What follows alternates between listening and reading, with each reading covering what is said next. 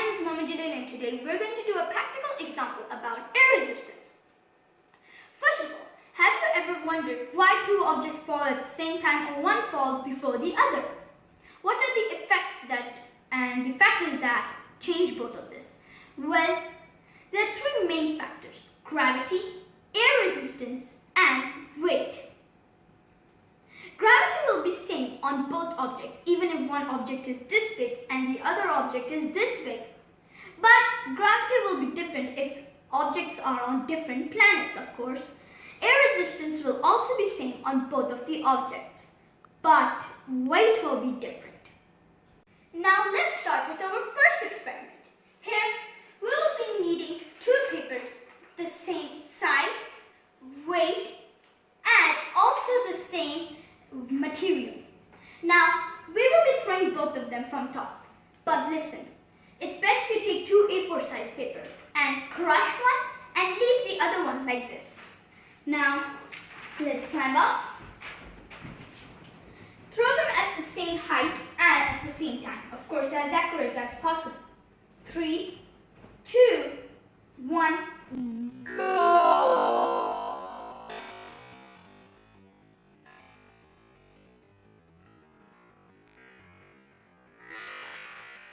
Okay, so now we get it. The crushed paper reached first. But why? Well, gravity was pulling them down at the same force, of course, and air resistance was also same on both of them. But the air molecules were different. You see, the crushed paper has a very less surface area. Therefore, the air molecules are resisting it very less. Now, these are the air molecules, okay? Now, they're very less. Therefore, it can go through very easily. But the paper with the larger surface area, well, there are many air molecules touching it. Therefore, it is falling down very slowly like this. So now you get it. The more air molecules, the more slower it will fall. Let's start with the second experiment.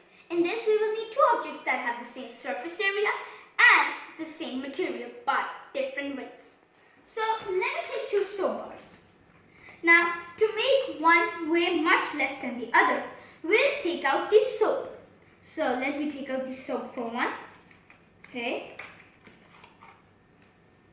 Keep it over there. Okay. Now, you see that one is much lighter and the other is much heavier. Now, what do you predict will reach first? Let's find out. Okay, same thing, at the same height and also throw it at the same time, as accurate as possible. 3, 2, 1, go!